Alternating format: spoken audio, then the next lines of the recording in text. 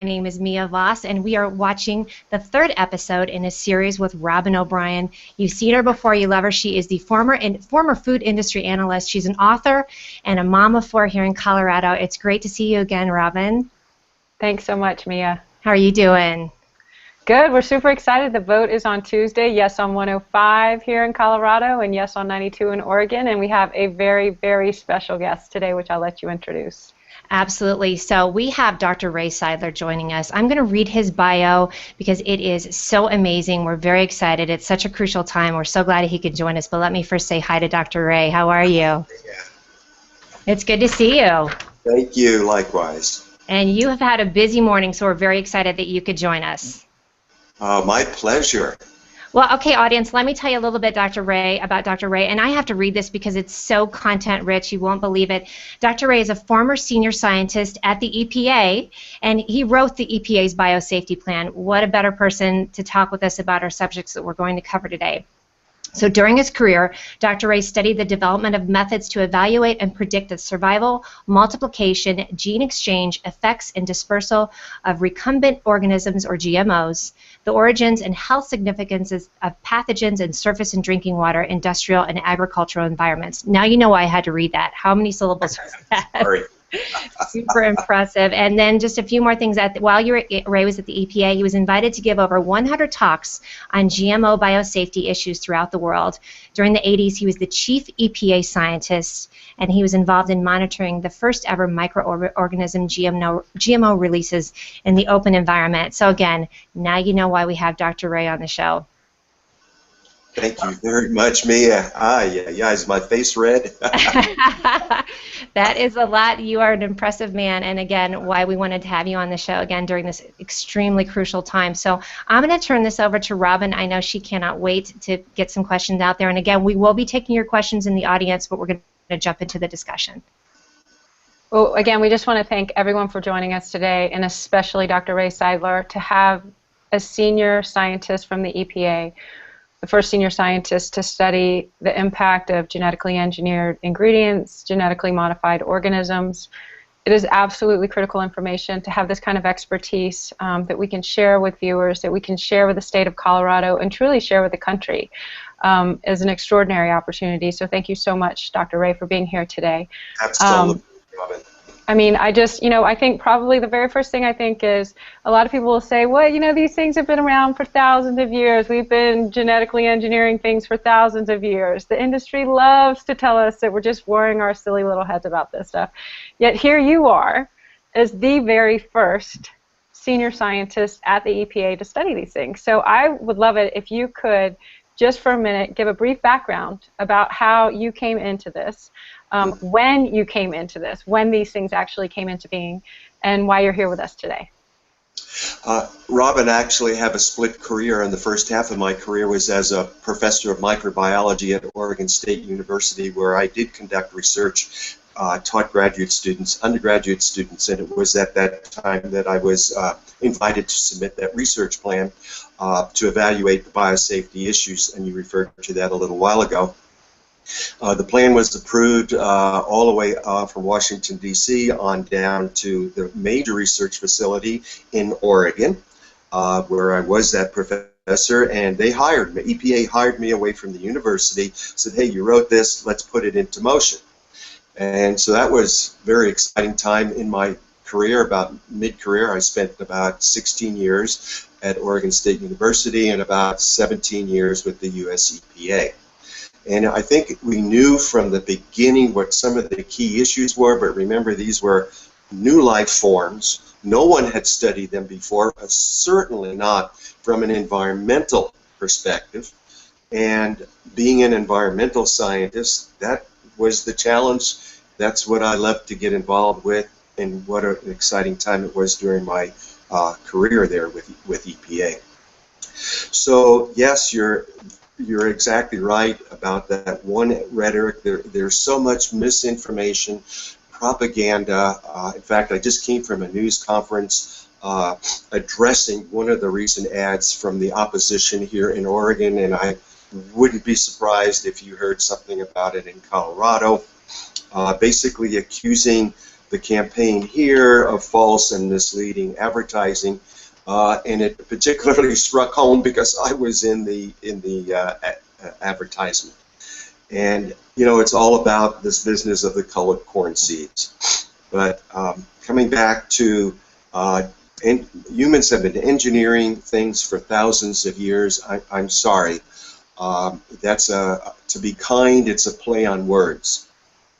Robyn, when we create these new life forms that have never existed before on the planet, and they are so novel and unique, they receive a patent. Trust me, this is not something that humans have been doing for thousands of years. It's an artificial technique.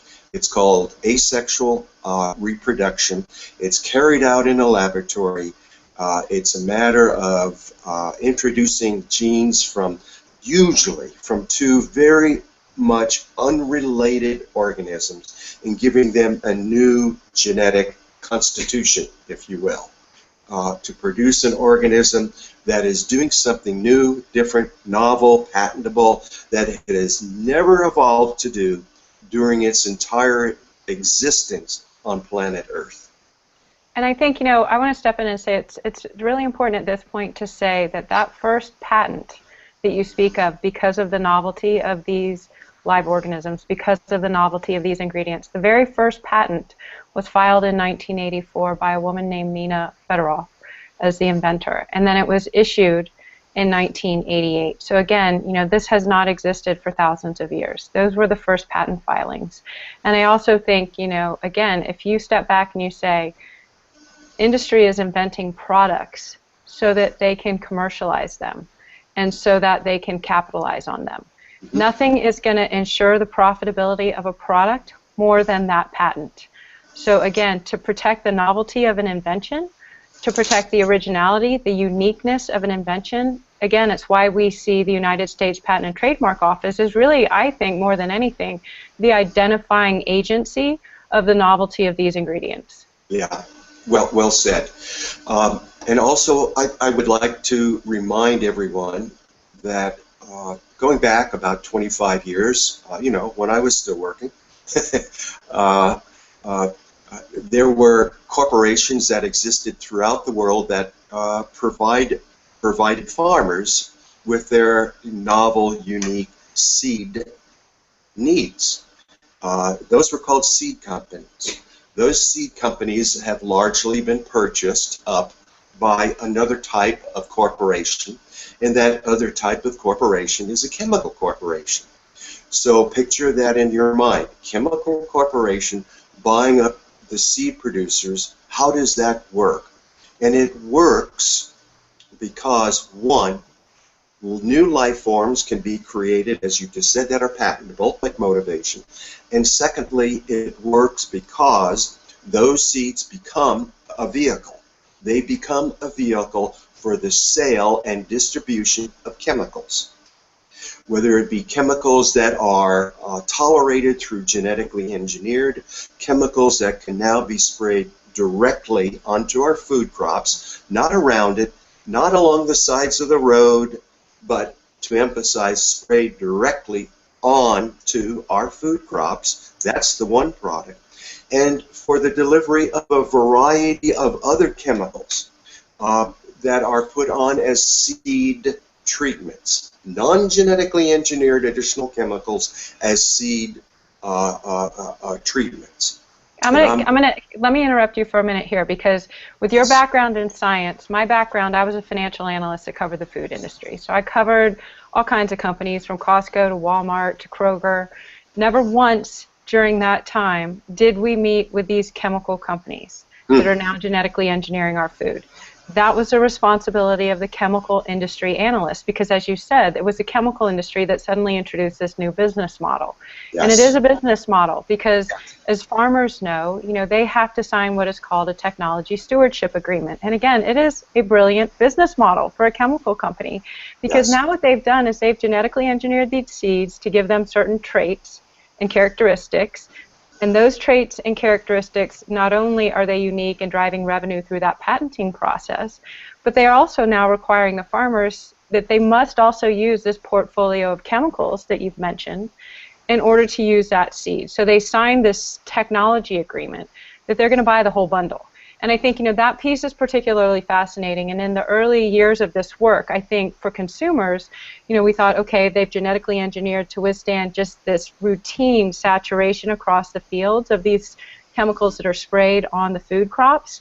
And as a mother, I'm thinking, that same chemical Roundup is the same stuff we're told not to put under our kitchen sinks and to really be careful and to keep out of kids' way. And yet that's the stuff they're spraying on this genetically engineered food, and they're not telling us. And I think that's the first layer of information that the consumer has been introduced to. But you, in particular, and you touched on this briefly a few minutes ago, you've also highlighted the fact that before that seed even goes into the ground, it is treated with a combination of fungicides and insecticides.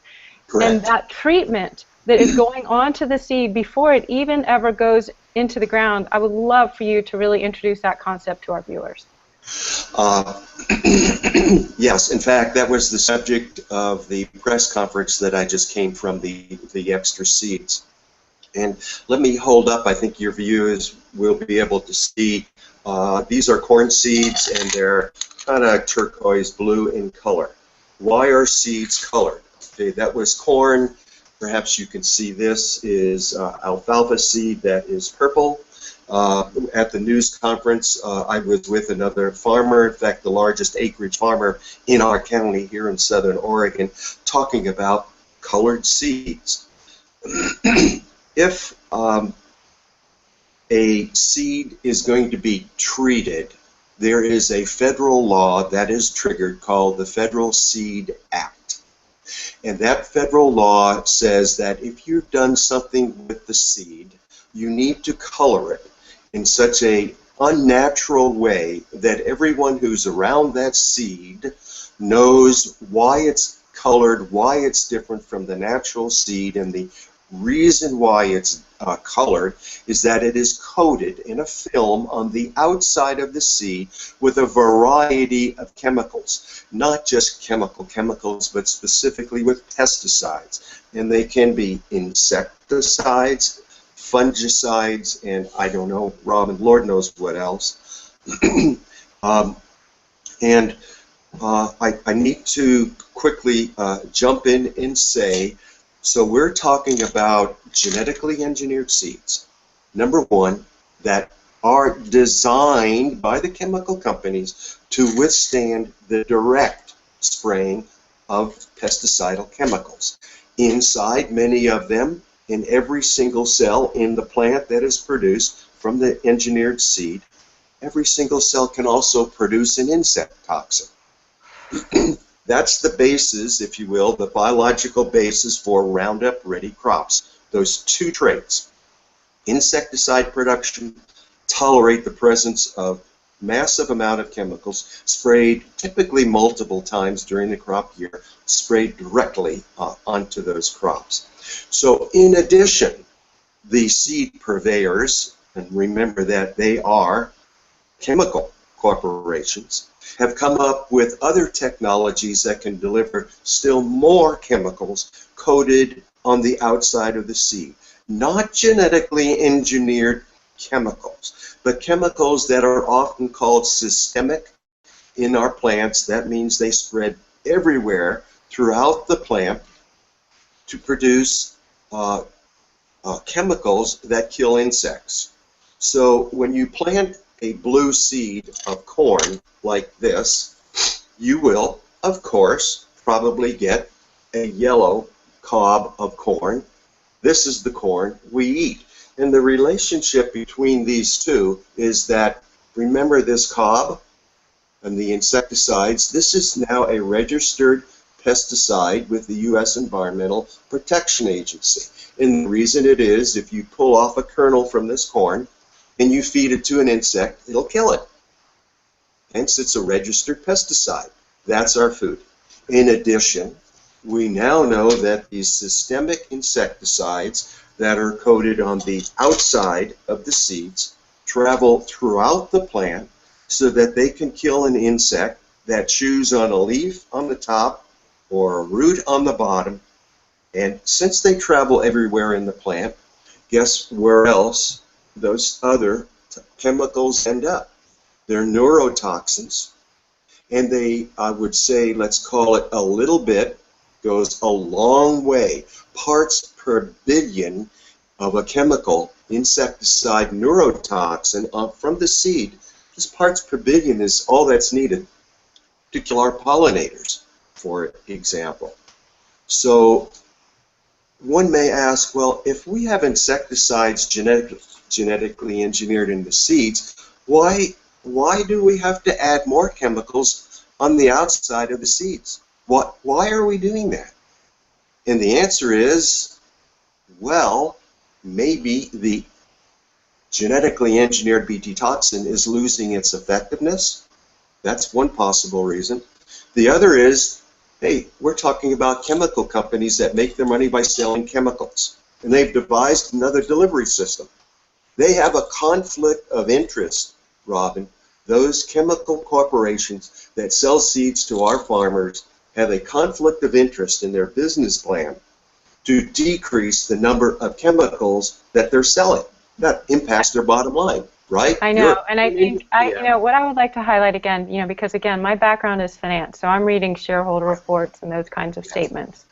And I also think it's fascinating that on the one hand, a lot of these seeds have been marketed to farmers with the claim that it'll reduce the need for applications.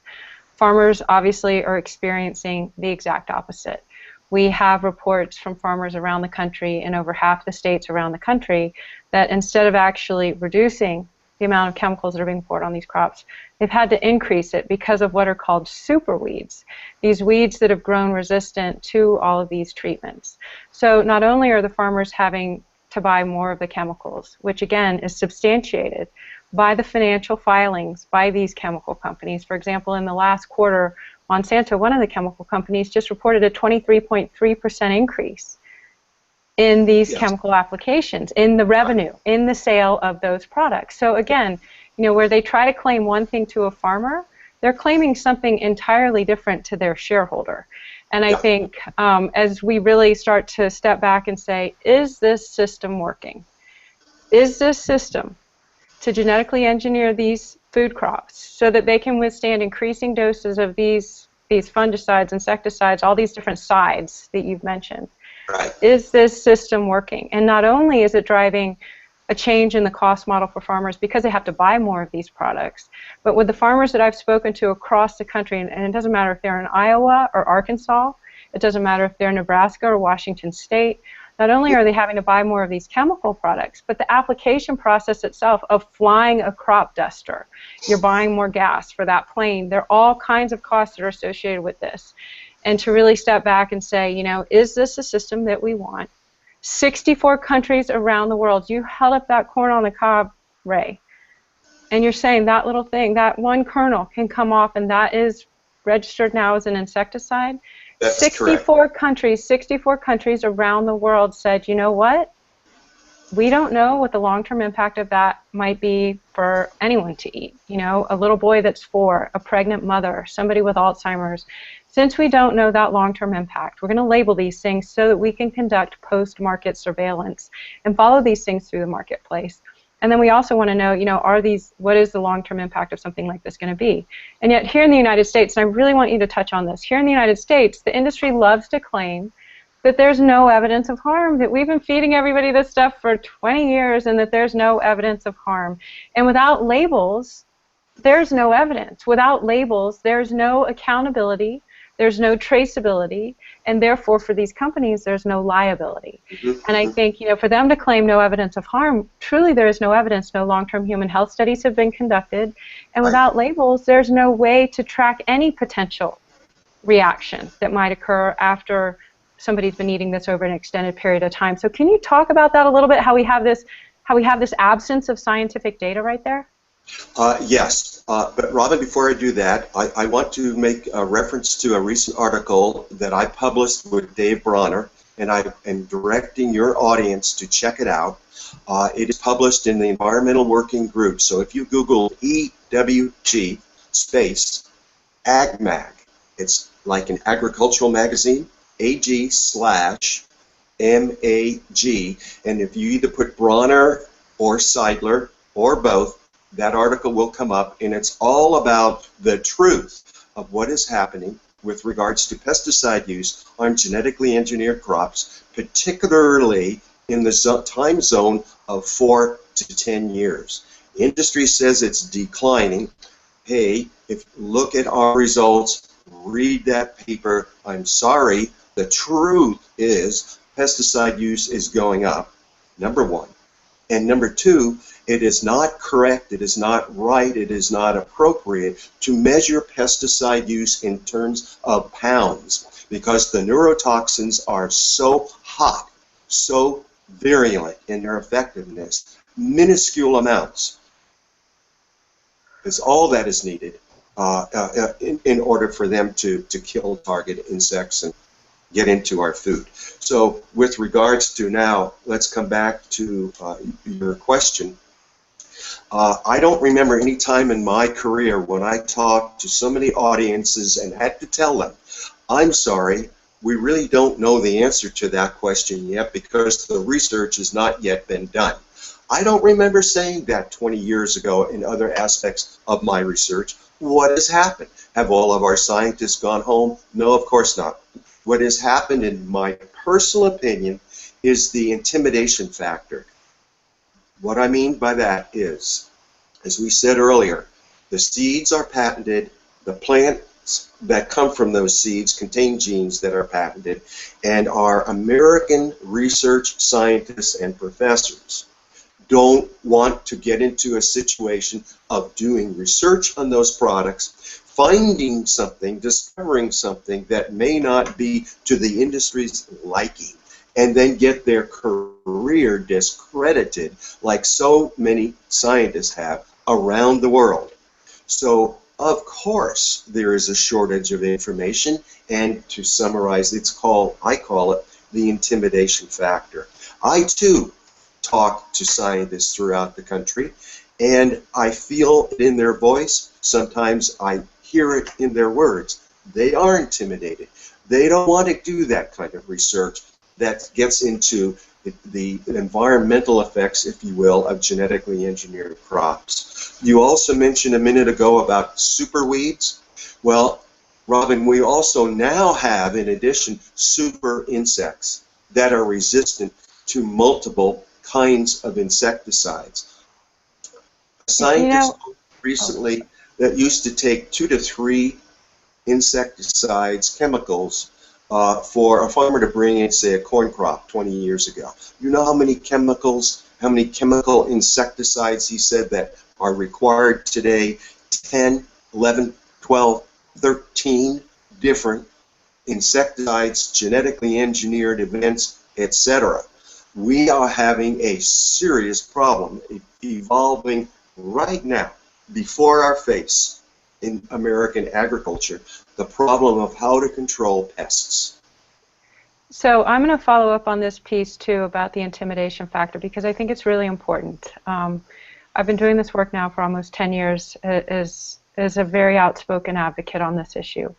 And in that time, I have been fortunate enough to be contacted by researchers around the world, allergists out of countries like Switzerland. People recognize that we truly are looking for the truth when it comes to the health of our children. To me, there is nothing more patriotic or more important that we could be doing. They're only 30% of the population, but they are 100% of our future. And right now, something is happening to the health of this generation. They have earned the title of Generation RX because of the rates of autism and food allergies and pediatric cancer, things like never before. And again, because I come out of the finance world, I am going to be the first to say correlation is not causation.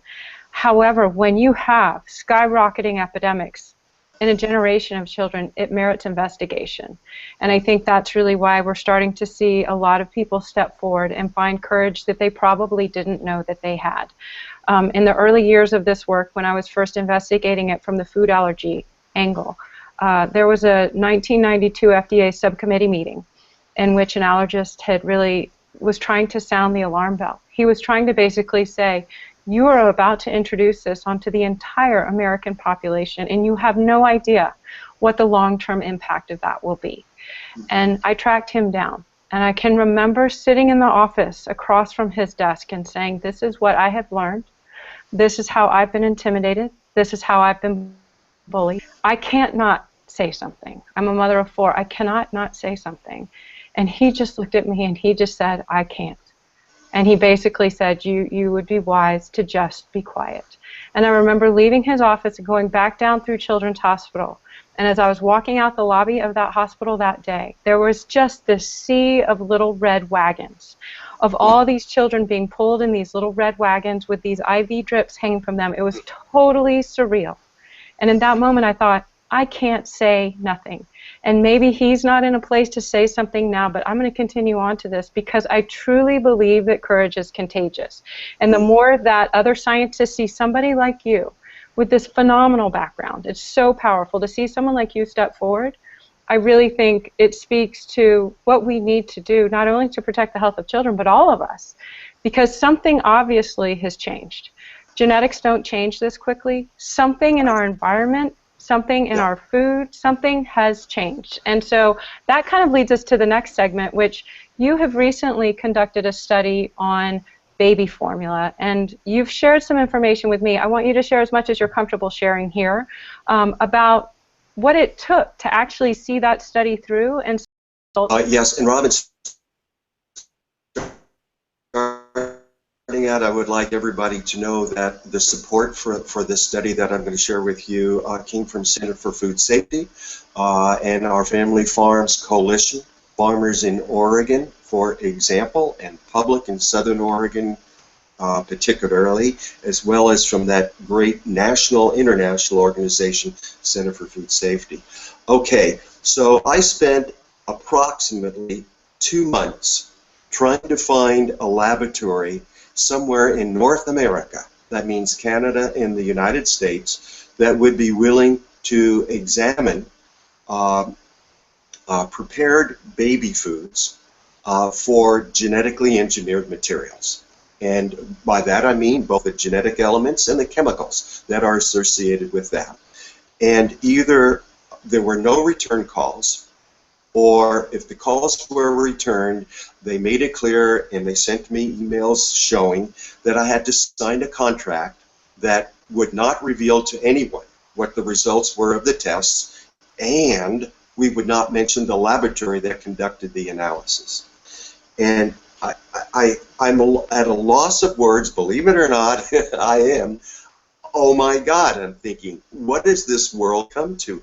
Why would I, as a scientist, if I was doing this research project, want to pay money to have this chemical analyses done, and then only I, myself, Ray Seidler, would know of the information, would have the data, and no one else in the world would be allowed to see it? Okay, so that's another example of what I would call the intimidation factor, because these companies also do business with the chemical industry, naturally. And I was only interested in getting a handful. It's probably just background noise to these companies. So we went ahead and found someone that was willing to work with us. And they asked to be confidential, and of course I'm going to honor that. And the results that were found were very supportive, very similar, if not identical, to the results that were discovered and announced a couple of weeks ago by Consumers Union. They looked at about 81 different kinds of foods, not just baby foods, but basically more or less foods that contain major ingredients of either soy or corn. Junk food, my word, not theirs, we're positive for genetic elements from genetically engineered crops. But we homed right in and emphasized on the baby food issue for all of the reasons that everybody can understand. And what we discovered was that if it was a soy-based product, baby food, infant formula, that had large amounts of soy, it would have genetically engineered materials. And the tests were so accurate and so specific, we could tell you which kind of a genetic event was produced from which kind of a company. And interesting to me, when we got these hits, we found that there were never just a single company product, genetic element product in the baby food. There were always two companies that were involved, and I'm not out to mention the companies. That's irrelevant, but I just wanted to share with everyone that it's quite a mixture of genetic material for more than one corporation. So the bottom line is, from other analyses that have been published just this year from moms across America, we know that pesticidal products are in the urine excreted by human beings. They are in the breast milk of nursing moms for giving to their infants. And now we know that similar genetic elements are also in baby formulas. And you ask then the issue, please address why we have such an increasing incidence of horrific diseases in our society. And I would say, for me as a scientist, it's not a simple answer. It's probably due to multifaceted factors. The exposures of human beings to a variety of horrific chemicals in very, very low trace amounts that are in our bodies 24/7, and we excrete them every day. We are exposed in our foods, in our water, in our air. They're everywhere. So let's not be surprised that we have an epidemic happening from exposures to horrific chemicals. Whether those are just chemicals from the genetically engineered crops, I doubt it. I think there are multiple interactions, and we're poisoning ourselves. So coming back to this, when you go to the market as informed as you are, and you look at this cob of corn, do you know how this cob was produced and by what management system? Is this genetically engineered and the seeds were coated and they have genetic elements inside and they've been sprayed several times a year? Or was some other management system used? You don't know. You're an expert. I don't know. I'm an expert. Why in the world can't we get this label? Like you said, the citizens in 1/3 of the world have that opportunity. What's wrong with America? I don't need to answer that question. So I'm going to step back a little bit here because, I grew up in Texas. So I didn't think about anything to do with the environment at all, ever. Ever. I don't. And so when I hear, you talk about chemicals and there's chemicals in this and chemicals in that, and oh my gosh, what am I going to have to worry about and what can I do, and it's too much, and it just feels like a flood of things that are coming at you. And I think it's super important to really show people that there is actually a lot that you can do, and none of us can do everything, but that all of us can do something. And here, like you've mentioned, 1/3 of the world has said, okay, for everything you've just highlighted, all these chemicals that are being poured on genetically engineered food, the fact we got all these floating parts now in baby formula, for all of those reasons, 64 countries around the world, all of our key U.S. trading partners, Exactly. all of Europe, Japan, we're even talking about Syria, India, China, Yep. and Russia. They have given their citizens the ability to make this informed choice, and they just simply have labeled this stuff. They didn't ban it, they just labeled it so that they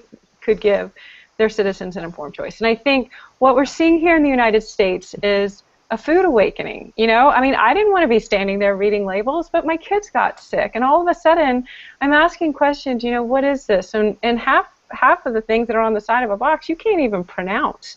And so, as we were literally, we literally had this food awakening where I thought, okay, I was a financial analyst. I'm going to take that skill set, I'm going to turn it on this industry in a way that I didn't when I covered it financially, to really try to understand what has changed in our food. And I think this call to action for labels is just a precautionary measure, and probably one of the most powerful ones that we've had in recent years, and it's interesting, it's kind of over the same time period, is the seatbelt laws, those were also introduced at the state level in the absence of anything happening federally. And here we are in the same place. The feds have not done a lot of anything on this issue. You know, it's a loaded issue. The food industry is a very powerful industry.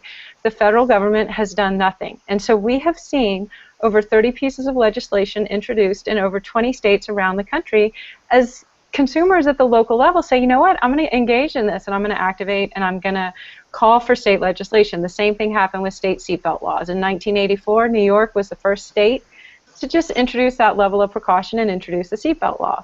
And so that, you know, again, that took off. And now seatbelt laws, we all just know that that's just a simple precautionary measure. And I would think that labeling these genetically engineered ingredients, labeling this material, labeling the fact that, as you said, they're delivery vehicles for all these chemicals, that's just something, to me, that is a fundamental human right that should be afforded to every American, especially when these other countries already have it. And on top of that, especially when our own American food companies are already labeling these ingredients on the products that they sell overseas. Exactly. Beautifully stated, Robyn. I don't know if I really have anything relevant to add to that, but that's the society that we live in, and here we are.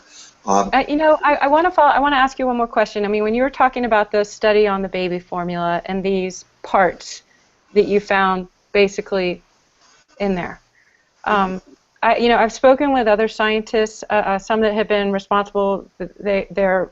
They were responsible for the introduction of genetically engineered insulin. And again, you know, they're grandfathers, and they have said, I wouldn't feed this food to my grandchildren. And I asked them why, and they said, because, you know, when you're inserting these novel traits or these new proteins into these things, it's like a shotgun, and you insert it and it just blasts, and it creates what these scientists were referring to as genetic rubble.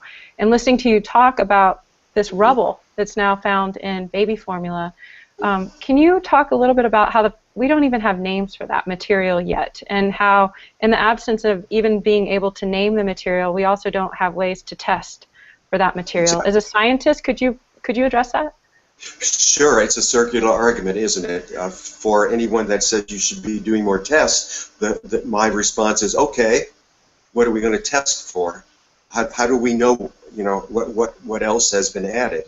And some scientists have tried to address that, and I'd like to very briefly comment on this concept that we're not doing much with our genetically engineered crops from a regulatory oversight, because way back at the beginning they were declared to be substantially the same, the substantial equivalents to non-genetically engineered crops. Well, during that period of time, 15, 20 years, a lot of science has come out, yes, mainly outside of the United States.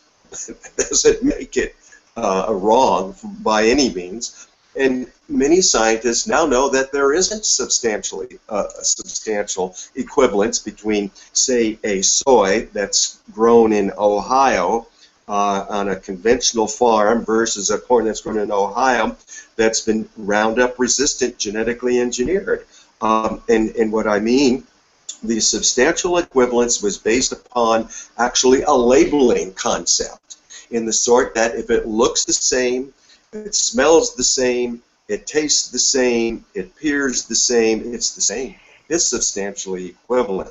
And of course, industry was heavily involved with the regulators in coming to an agreement over the concept of, can we accept this, and what does it mean, and all of that.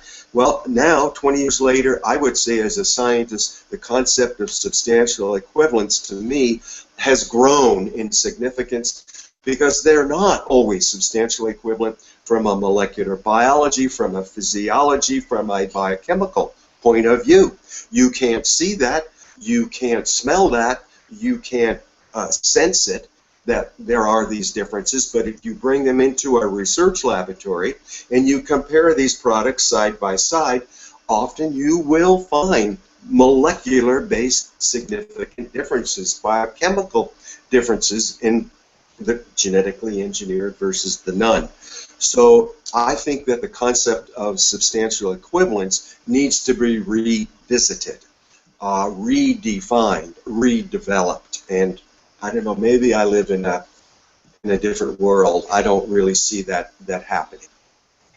You know, I think, again, to address substantial equivalence, that's convenient on one hand when you're trying to usher a product onto the marketplace.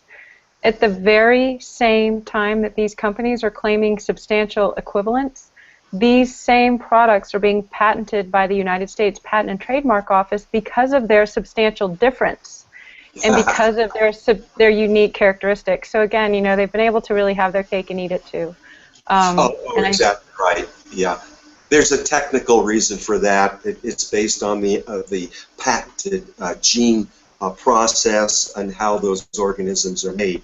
But, you know, there's a lot. When I say I am beginning to question the substantial equivalence, to me it's not a gene to gene to gene situation. It's what else is going on inside that cell. What are the changes in the regulatory processes that tell and advise a cell to do this, to do that, to do this reaction, and why are scientists finding such different patterns of proteins, for example, that are produced in genetically engineered versus non-genetically engineered crops? And the answer is they're not substantially equivalent from a molecular perspective, from a biochemical perspective. And trust me, Robyn, as a scientist, that concept of physiology and biochemistry can be much more important than what the thing looks like. And I want to jump in here. First of all, I promised Dr. Ray and Robyn that I would be a fly on the wall. This has been so fascinating. First of all, I wanted to shout out the comment from Jill Brennan. She basically said, thank you to both of you for your courage for this. And that's exactly what I was thinking in hearing, Dr. Ray, what you're telling us of being in this industry for so long. So you've seen the history of it. You've seen, I mean, this is scarier than any horror movie I've ever heard of, to be honest with you, all these facts. So thank you to both of you for being such advocates and giving us this information, because that's the biggest component, is the education, and then boiling it down to this simple thing, which is the right to know, which really is amazing. And I want to thank Connie Johnson for the question about substantial equivalence. What's also been great to see is the audience members who are speaking to one another. So when you were talking about your link for the Ag Mag, that got popped in there by Jill. So thank you very much, Jill. So everyone is really, really engaged in this. We also had a question from Mike Bays wanting to know about the cost implication for Prop 105, and Kia jumped in and answered that as well. So there's a lot of knowledgeable viewers that have been watching. You know, I'm gonna jump in on that cost question too, because it's something that the other side loves to throw out. It's sort of a scare tactic.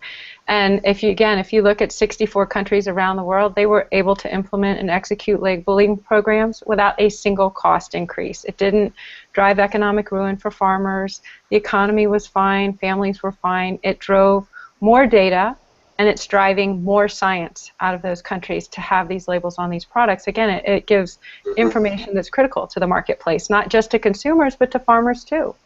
You know, ladies, I want to quick jump in and share with you the farmer that I was with recently at the press conference this morning, the largest acre-based farmer in the county, was asked this question by the press. It comes up all the time, and he said, and I'll try to paraphrase, hey, we're already doing this. Folks, get over the issue about farmers having to do anything different if the labeling comes along.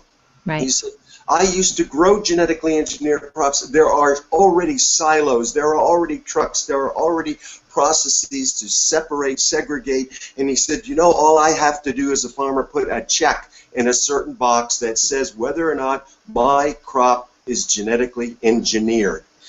And those crops are already being segregated. Some go to, you know, certain countries of the world. Other countries of the world don't want those, so they're already separated from here from farmers in the country. It will cost me nothing more, he says, other than I check a box. Come on, cost more? I'm sorry. That's a laughable argument. Well, and I think probably one of the most relevant arguments as to why that is a laughable argument to claim that it will cost more. In the country of Brazil, where labeling was introduced after the introduction of these ingredients in the marketplace, again, they didn't see a single price increase. And we have countless examples of Hershey's and Coca-Cola and all these companies, the labels that they have on their products overseas, where it just simply gives that information to consumers so that they know it's been made with genetically engineered ingredients. And I think probably one of the most offensive pieces of those overseas labels to me was when I saw that they were even manufactured here in the United States. So in some cases, they are truly manufacturing these products, labeling genetically engineered ingredients, and sending them to families in other countries. And this call to action that we're seeing around the country right now, it's truly a movement. Yes, It's it just is. for that, it's for that fundamental human right, for that information, so that we can make an informed choice when it comes to feeding the people that we love. Robyn, I saw some numbers the other day for Oregon, and I haven't seen the Colorado. I suspect it's very similar, but let me say that for every 401 Oregonians that have supported either the no or the yes vote on Measure 92 labeling, 401 Oregonians that sent in money, one out of 401 gave money to the no side. 1 out of 401 Oregonians that sent in their $5 or $10 supported the no. The other 99, whatever it is, supported the yes, and yet we have 20 corporations, 19 of them out of state for us, that are trying to buy this election. The number here in Oregon, I believe, is now like over $17 million. Chemical corporations are trying to suppress democracy, my personal opinion. You know, we've seen the same here. The budget here for the no on labeling is at about $15 million. Half of that has been largely because of two very, very large and very powerful chemical corporations. And again, you got to think, I mean, the chemical companies don't want you to know that these ingredients are in the food. The chemical companies. The food companies already label it for eaters in other countries, so we know they can do it. Half the budget is coming from the chemical companies, which speaks to everything that you have addressed in the first 45 minutes of this talk. And again, I think probably one of the most important things to highlight is that this is the 21st century. And the landscape of families have changed. The landscape of health has changed a lot. And as much as we all wish that we didn't have to read labels as intensely as we do today.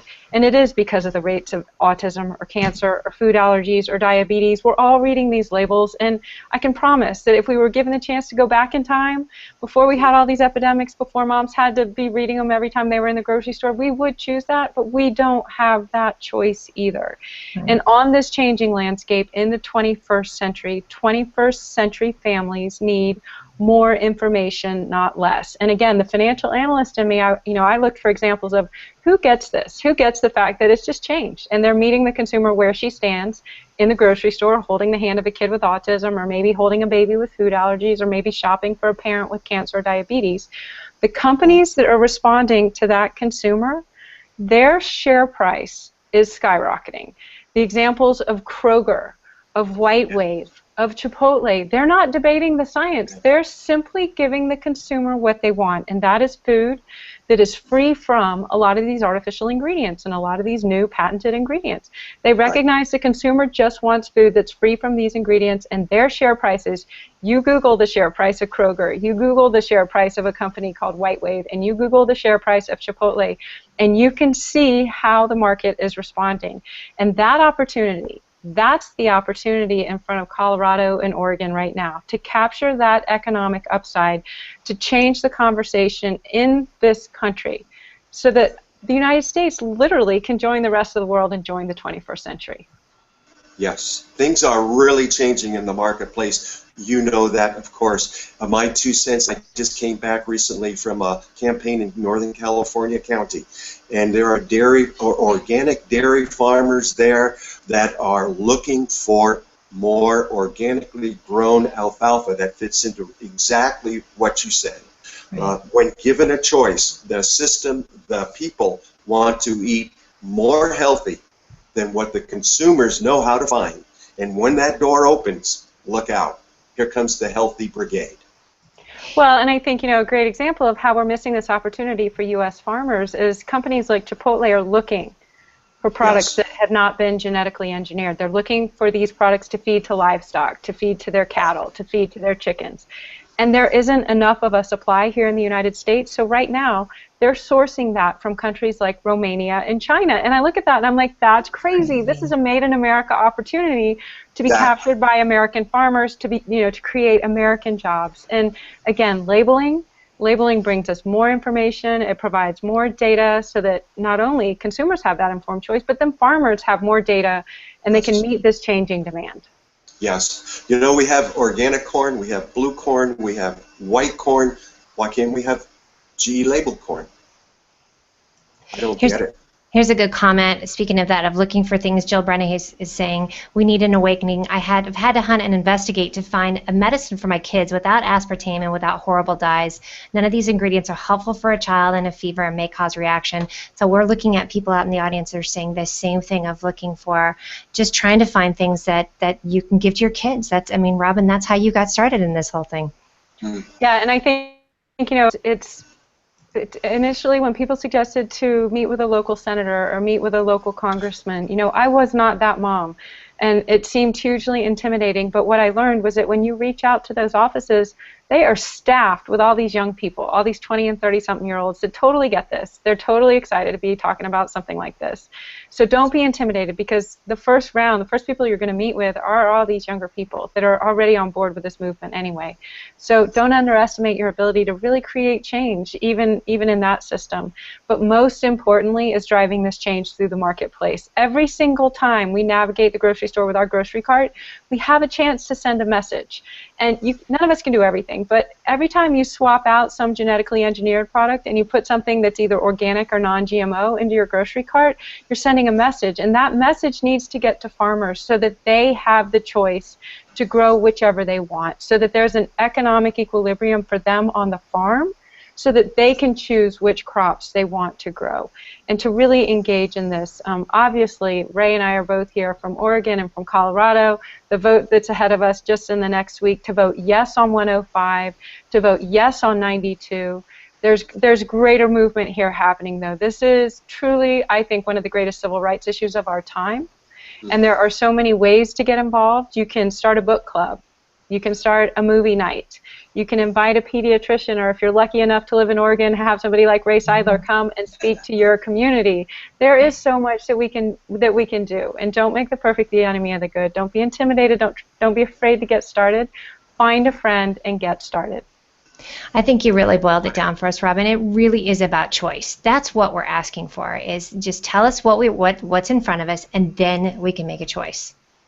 That's the most crucial piece to it, absolutely. Let's shout out some of the Facebook groups. So Right to Know Colorado, Yes on 105, Robyn, yours is Colorado Moms for Labeling, and we're going to post all those links too to let you know, because you share a ton of great information, Robyn, and we could just go right over and share that from your page. And Mia, could you also share it with me at Scientist Says No to GMOs, followed by Ray Seidler? That's my Facebook page.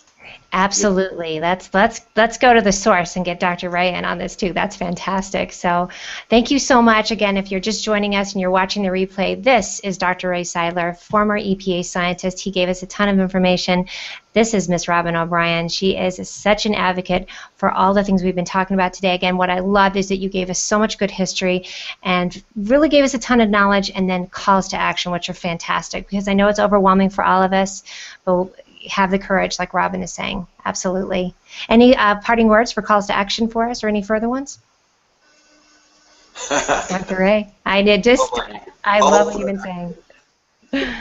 Please don't leave it up to someone else to vote your philosophy. Get out to the polls. It's an American thing to do. If you're in Oregon, please get the ballot into the mail or a drop box. Now, time is running out. And then post a picture of yourself that says, I voted, because I've been seeing people do that, which I think is fantastic. It just, for me, every time I see that, I know it's a call to action for other people, just to say, oh gosh, I better get out there. But thank you for saying that. Don't let somebody else speak your voice or make the choice for you. Exactly. And how about you, Robyn? I'm just going to say again, it is truly one of the most patriotic things that we could be doing. Ray said it is an American thing, the freedom to choose.